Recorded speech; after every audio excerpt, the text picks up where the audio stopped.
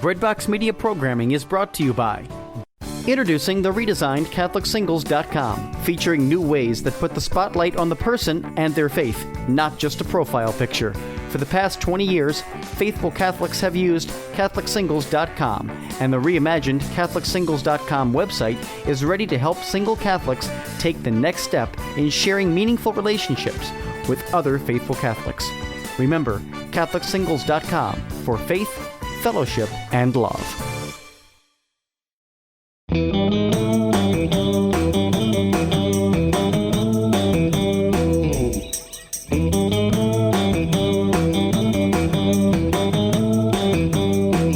Everyone, and welcome back to another episode of Lisa, Hendey, and Friends. We are back behind the microphone this week, and it's another Team Lisa interview. I always love interviewing friends who have the name Lisa, and especially when they are my actual real-life friends, as today's guest is. Joining us on the podcast today is Lisa Lawmaster Hess, and Lisa is a Jersey girl who moved to Pennsylvania for college and then stayed. She is the author of nonfiction and fiction, and she's also written for several online and print publications, including her own blog at Organizing by Style. And she's a contributor to Catholic Mom and to Today's Catholic Teacher. And most importantly for today's conversation, she is the author of an amazing new book called Know Thyself, The Imperfectionist's Guide to Sorting Your Stuff. Welcome to the podcast, Lisa. Thank you. Thank you so much for having me, Lisa. The Lisa Show. Yeah. And it's so funny how many of my social media friends are named Lisa. We use the hashtag Team Lisa quite frequently. And I'm just really, really happy to have you on the show today. I know you, but friends don't. So maybe give us a little introduction to yourself. And I'm kind of curious about how you got into this world of organizing. Okay. Well, as the bio said, that I came to Pennsylvania for college and I just stayed. I've officially been in Pennsylvania for more of my life than I was in New Jersey, but you can take the girl out of Jersey and you can't take the Jersey out of the girl. So that's always a part of who I am, remains a part nevertheless. I studied psychology and spent 27 years as an elementary school counselor, working with kids from kindergarten through 8th grade over the course of my career. And I took an early retirement a few years back. A great opportunity presented itself, and I took advantage of it. So I now have more time to write. But then I picked up another educating job about a year later. I now am an adjunct instructor of psychology at York College of Pennsylvania. And the Know Thyself stuff began when I was still working as an elementary school counselor. Anybody who's heard me speak about this and the origins of the book, it was the office switch, and I'll just shorthand it with, it was an office switch. I wasn't happy, and I wanted to make lemonade out of lemons. So I decided if I was going to move, I was going to get organized in the process, and I started doing a lot of reading and a lot of thinking about how I wanted to do things differently, and began to discover through reading a wide variety of people, the why behind why my organization didn't look organized. I've always been one of those people who can find what she needs, but sometimes it meant I had to sort through piles to get there. So I ended up, long story short, in the process of organizing myself, because I was working with kids, thought, why should they have to wait till they're adults to figure out these skills? And started bringing some of my lessons to small groups and classrooms with my elementary school students. And I have joked that my youngest students were 8, and my oldest student, I think, was 86. I did this at a retirement village. And so it began as a quest to organize myself in a way that was sustainable. I could get organized for short periods of time, but I wasn't successful in staying organized. So I wanted to find the way that would get me organized so that I would look organized to the outside world, because from a professional perspective, that mattered to me. And so also that I would be able to stay that way once I got started. So I say very often that I am a work in progress. So I'm still aiming for the 100% everything wonderful place as I sit at my dining room table and look at most of what's on the table is not mine today, which is very good news. But I'm still working on making things just so in every aspect of life, and I think that's going to be a lifetime challenge. But as I have found the things that work for me, I can carry them across situations. So the things that worked for me at work became the types of things that I would try at home and find things that would work and I'd stick with. Amazing.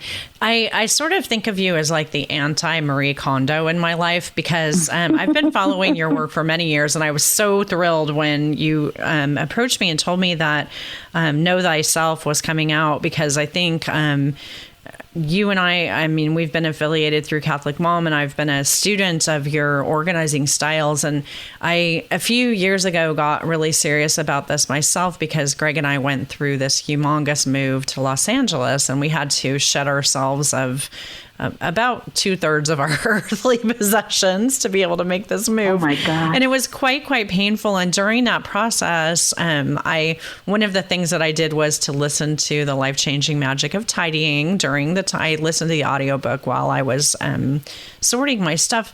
And while Marie Kondo's work has edified me, yours has been more helpful to me, because I think that your approach of recognizing that not everyone has the same lifestyle and the same personality and the same life circumstances has been very liberating for me to realize that there are different ways to do, the essential tasks of organizing.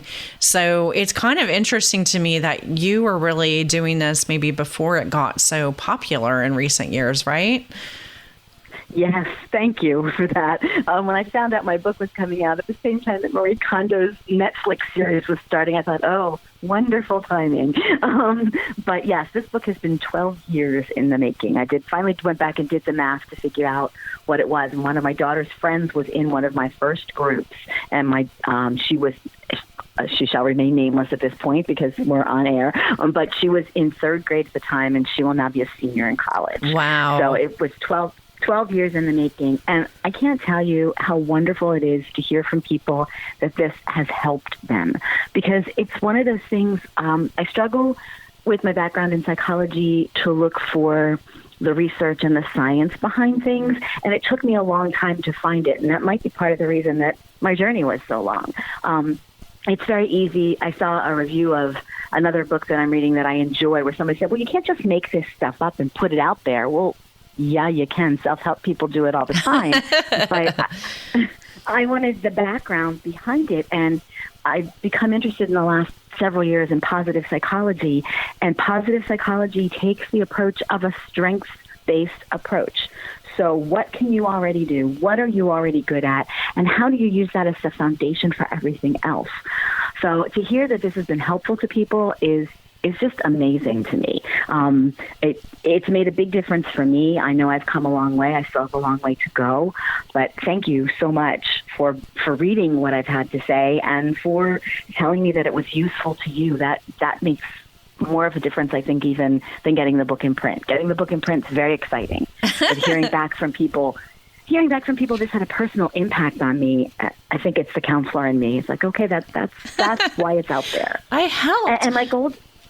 And my goal is, I'm sorry, I think I interrupted you. No, I'm just saying, like, you realize, and actually the work that you do can have very visual impact, that has a psychological impact, but you can walk into a room and see, that if you've implemented something that is taught in your book or on your blog, that, it makes both an emotional and a physical difference in people's lives.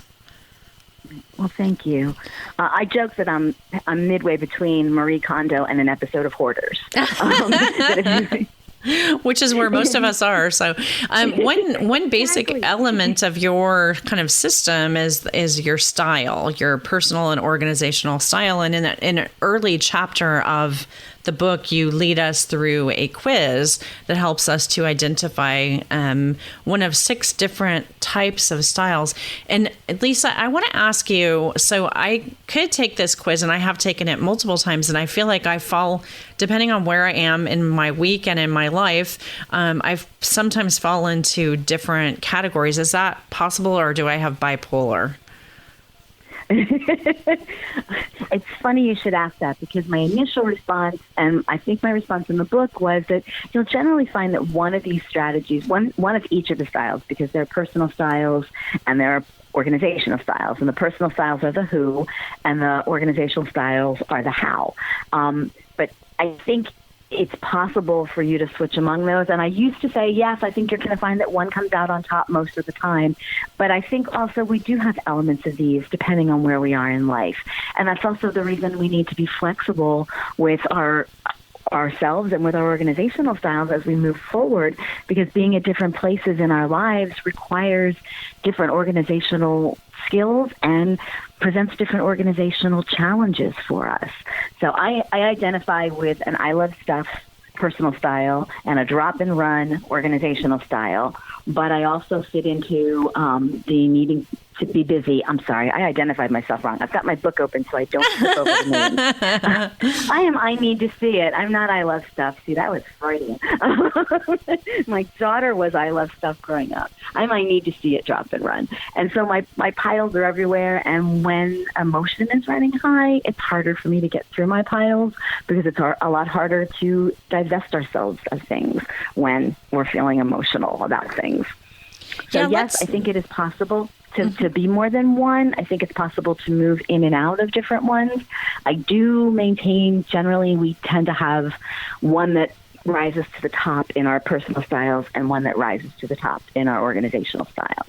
So let me ask you, you mentioned piles, and for anybody who's out there listening that is just like overwhelmed by the concept of getting their life together, what is, aside from buying that Know Thyself, which I definitely recommend that you get, we'll have a link in the show notes. Is it possible to start in the midst of chaos with something very small and build from there? Absolutely. And I actually swear by that, especially if you're, and I love to be busy person. You've got that personal style. And I actually have sort of given that a caveat, which is I love to be busy / I am busy. And I didn't pick this because for busy moms in particular, they are busy and they didn't choose it. They don't necessarily love it, but that's the way life is going. I'm a big fan of setting aside small pieces of time to accomplish things. When my daughter was little and I tried to write, I could not get big blocks of time to write, and I would often write while she was at a dance class or when we were in a waiting room someplace. I would take 15 minutes here and 10 minutes there, and I apply the same concept with organizing. If you can just pick up one pile and sort through it while you're watching television at the end of the night when you're too tired to think of anything else. This week, I actually, on my Organizing by Style blog, talk through something I discovered the other night. Now, again, 12 years in the making, you would think I could pretty much do this inside out, upside down, and sideways. Discovered a hole in my own organizational system the other night. I taught a summer class, and my summer class ended 2 weeks ago. And I started now house is on top. And for a while it was school was on top, now house is on top. The first thing was the piles. And as I went through the piles, what I had was a whole bunch of homeless papers that fit into distinct categories. They just needed to go somewhere. They needed a home. I had an accordion file in my office because I collect this kind of stuff. Grabbed it, 10 minutes with my label maker and my piles. Suddenly the piles that were on the table were in the accordion folder and filed in a way that made sense to me. And now when I go through the mail, they go in the accordion folder instead of on the table. And a lot of times it's the process of doing it a little at a time where we discover, wait a minute, all of these things, this is the same problem with all of these papers. Okay, so now I've identified the problem. What do I do with it? Yeah, so 5 to 15. I talk about give it 5. Set a timer for 5 minutes. Fly Lady website is wonderful, and she talks about 15-minute time breaks. I originally was working with little kids, so I told them to set their timers for 5 minutes. And at the end of 5 minutes, they had permission to stop if they wanted to. And then they would come back the next week and report. I said, how many of you did your 5 minutes? Almost all of them did. And at least half of them said, but you know what happened? Once I started, I couldn't stop. And I finished, and my room was clean, or my desk was done, or the drawer was clean. Because getting started is half the battle for us a lot of the time. Yeah, I love that. And I think that having some kind of positive reinforcement for yourself, too, to understand, I mean, eventually the cleaning and the organizing in and of itself becomes your reward because you recognize how much more peace you have when your life is a little bit more orderly. You mentioned the Marie Kondo Netflix show, and I did watch that, and I've read her work, and I'm also a very big fan of Mary Sperry and Mary Elizabeth Sperry in her book, Making Room for God. I tend to read a lot of this stuff because it's something that I really struggle with in my own life.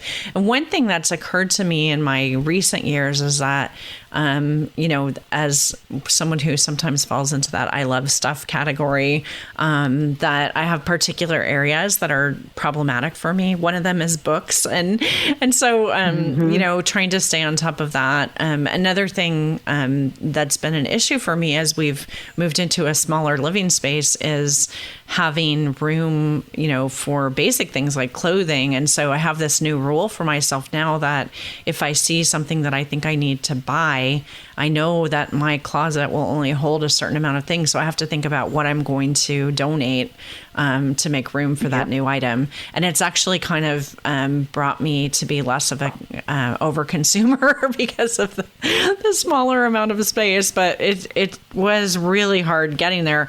And one aspect of, I think, Marie Kondo's work that, people who are people of faith will have different opinions about is her idea of thanking the object. For me, when I was decluttering, thanking God for the use of that object. But spiritually, what benefit do you see that understanding your organizational style has for you when you can get a handle on this for your spiritual life?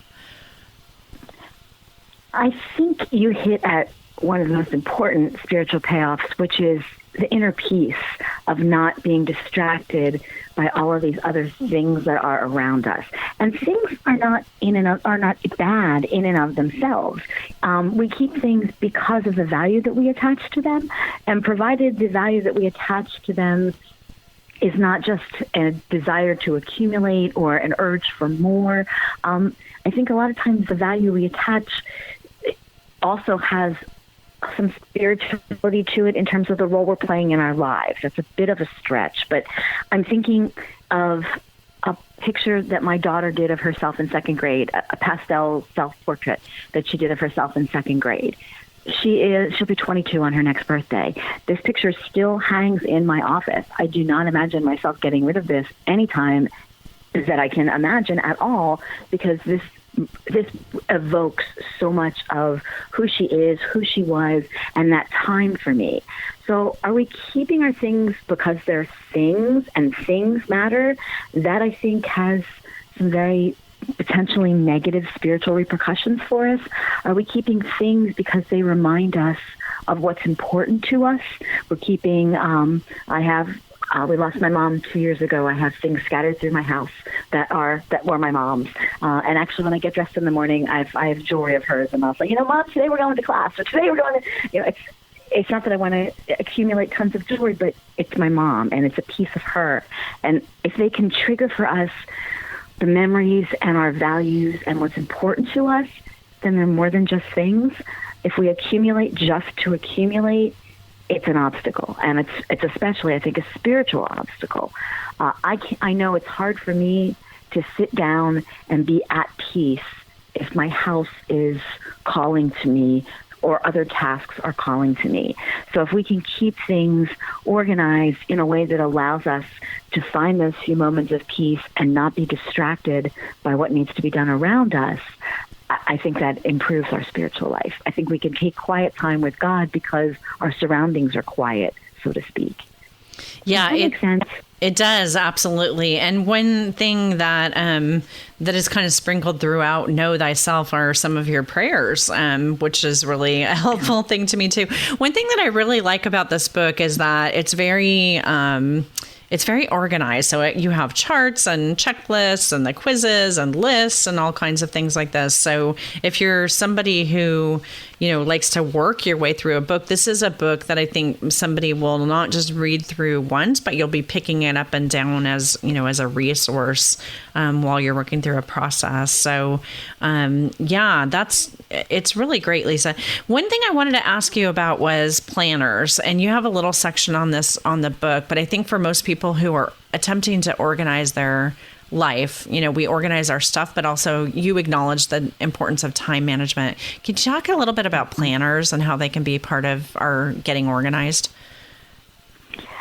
Again, I think we go back to our styles, and I keep playing with different kinds of planners.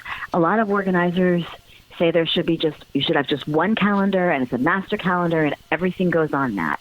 For me, as an I need to see it person, I become visually overwhelmed by one planner that has everyone's life on it. So I actually have my planner that I use. I know myself. I know I need to have a month-by-month view and a week-by-week view that has enough room in each of the days of the week for me to write in several things. I know I need space for notes. And I know that at the beginning of each week, either on Sunday or Monday, I need to sit down with my planner and create a single sheet that puts everything in front of me of what the day looks like. That's me and planners. I also have multiple planners. I have a separate planner for work than the one that I have for home, because my planner gets too visually cluttered if I put everything into one space. So I think the key, that's me and planners, so that only describes a tiny little piece of planners.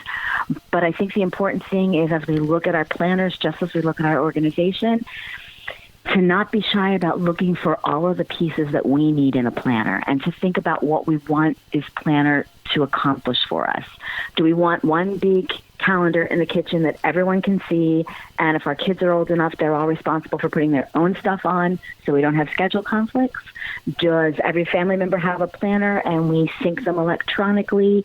Or in my house, my family just loves this, and yes, that was sarcasm. On Friday nights at dinner, I pull out my calendar and say, okay, so here's what I have in the schedule for the week. What am I missing? What's not written down? So that everybody, we kind of check in once a week as a family with, this is what's going on, and this is where we need to be.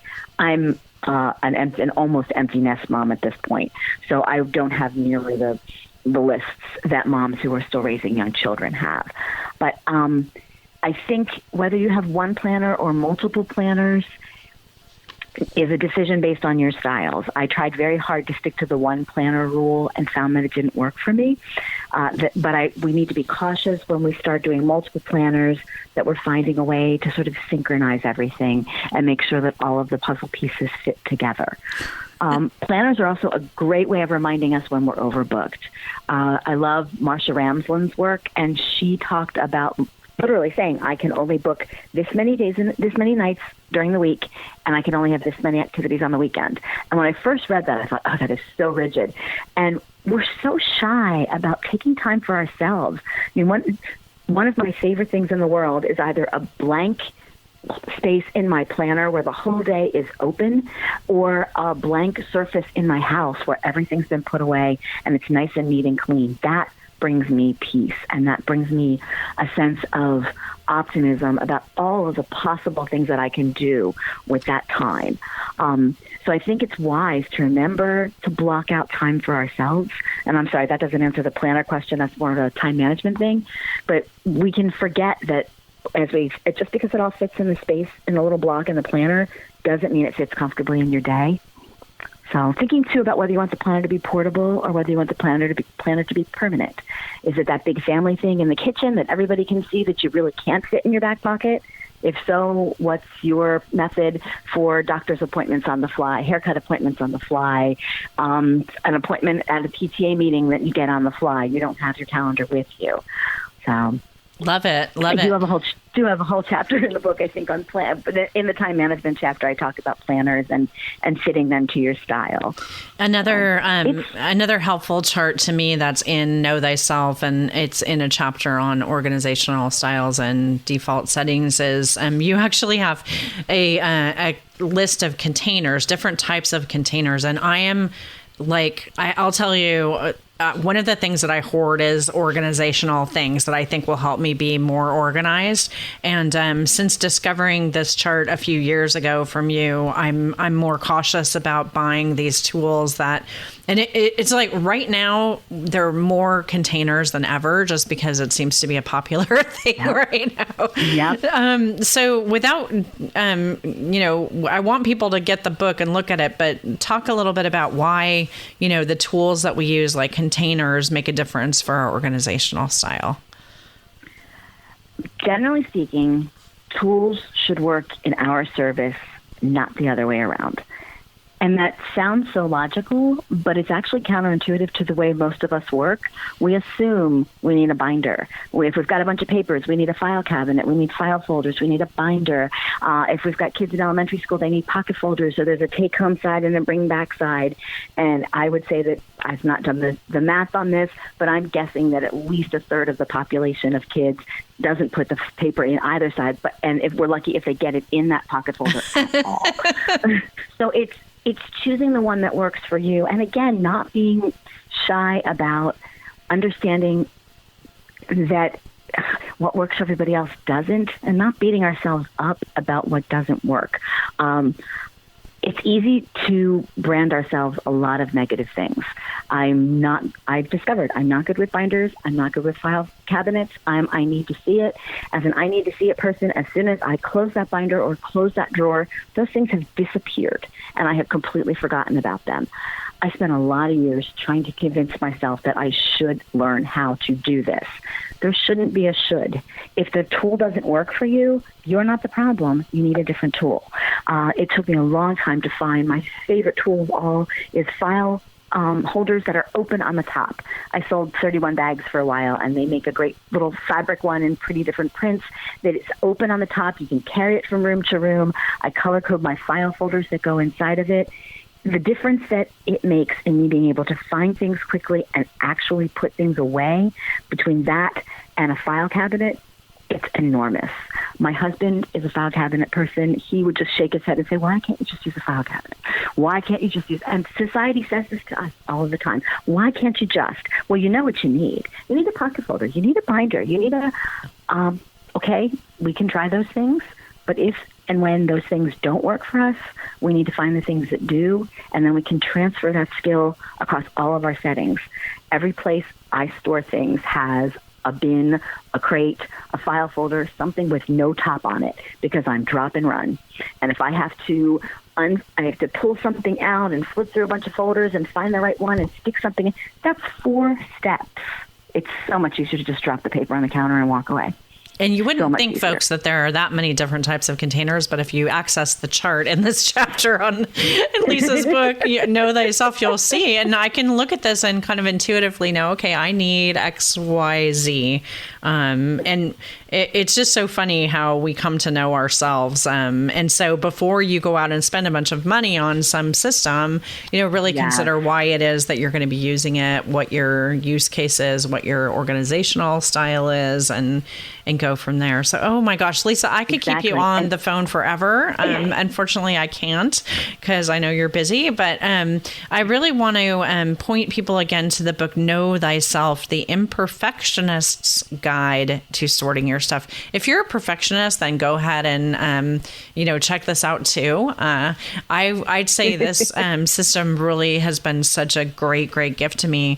And we'll have links in the show notes to your website and all your social media profiles and everything else. Lisa, any kind of closing thoughts that you'd like to share with our listeners? Actually, a couple, if I have time for a couple quick sentences on paragraphs this time. One is going back to something that you've said about reading these kinds of things, and this is an ongoing thing for you. Organization is a journey. It's, yes, we hope that the destination is that our houses look nice and we've got this skill, but it's a journey, and our lives change, and we need to change with our lives, and our styles may stay the same, but what we need to do changes. So number one, organization is a journey. Number two, you are the boss of your tools, not the other way around. If your tools are being difficult, you need to pick a different tool. And related to that, I love what you said about don't go and spend a bunch of money on a lot of things, especially if you're organizing with kids. I am a huge fan of the clearance rack at Staples, the dollar bins at Target, and the dollar store.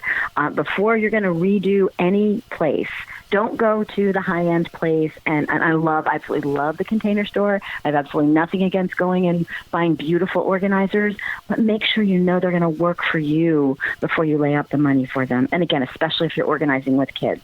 Kids love cheap plastic containers, and you can buy those in bulk at the dollar store, and then if they don't work for your kids, you haven't spent a lot of money. Because organizing doesn't have to be an expensive proposition. It shouldn't be something else for us to throw money at. It should be something that allows us to get a task under control so that it frees up time for us to do the things that matter. And that's the reason that it's important to go from our styles. And finally, one of my favorite endorsements that I got was from a professional organizer who said there's no blaming or shaming in Lisa's world. And I loved that she got that. I'm right there with you. I am a work in progress, and I struggle with that. I struggle to admit that sometimes because I'm thinking, if I'm the listener, I'm thinking, well, why should I buy a book by somebody who doesn't really have it all together 100% of the time? I would like you to find that person who's got it together 100% of the time, everything, and if so, follow them. They really have the answer. But I think for the rest of us, it's an emerging process, and we will, we get better at it, and we learn what we need. And like you said, Lisa, you can now look at things and go, yeah, that's pretty, but that's not going to work for me. I think we learn a lot about ourselves in the process. And my second goal, besides the organization goal with this, and this is my parting comment, I want people who struggle to be organized to recapture their organizational confidence. I watched it in kids who already in third grade or fifth grade were beaten down by the fact that they couldn't use the tools that they were expected to use. And it's a terrible feeling to walk around feeling like you're broken. I want people to find that organizational confidence in themselves about the way that they do it, and just say no to the tools that don't work, not because they're broken, but because that's just not the right choice for them. Amen, sister. Amen. That's amazing. Well, friends, definitely check out Know Thyself, the Imperfectionist Guide to Sorting Yourself. We'll have links in our show notes to grab this at Amazon or our Sunday Visitor.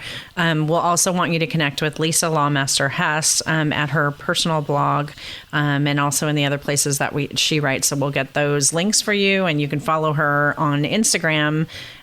She's Lisa Lawmaster Hess. I'll have her other links too, but I really like what you're posting at Instagram, because it kind of, when you post different things there, it makes me look at, okay, what's happening in my situation with this? Like you had a recent, like a tickler file that I was like, oh, okay, that I could do that. And I mean, sometimes having those visual hints is really helpful. So if you're somebody who likes Instagram, definitely follow Lisa over there. Lisa, thank you so much for the gift of your time and for the peace that you're bringing to my life. On behalf of my husband too, I thank you.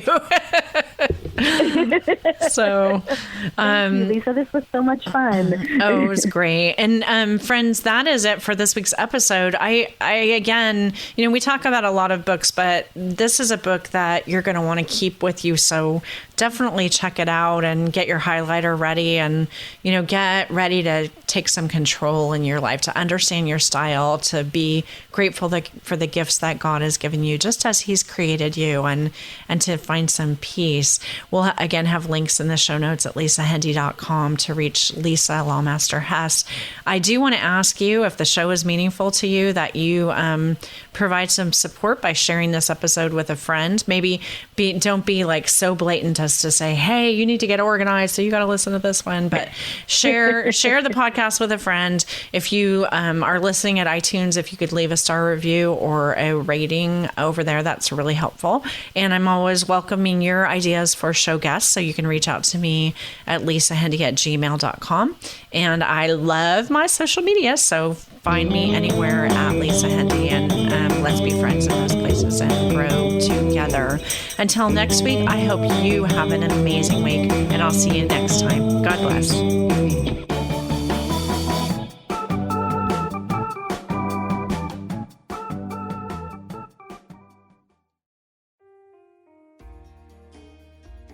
Hello, this is international Catholic singer Anna Nuzzo, inviting you to join me and Father Dan Cambra of the Marian Fathers on a select international tour's Divine Mercy pilgrimage to Poland and the Czech Republic. It takes place in September of 2019, and we would love for you to join us.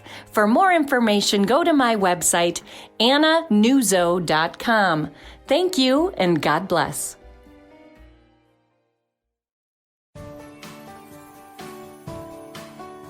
Breadbox Media programming is brought to you by Jack Kane Ford. Find your next Ford Tough vehicle at caneford.com.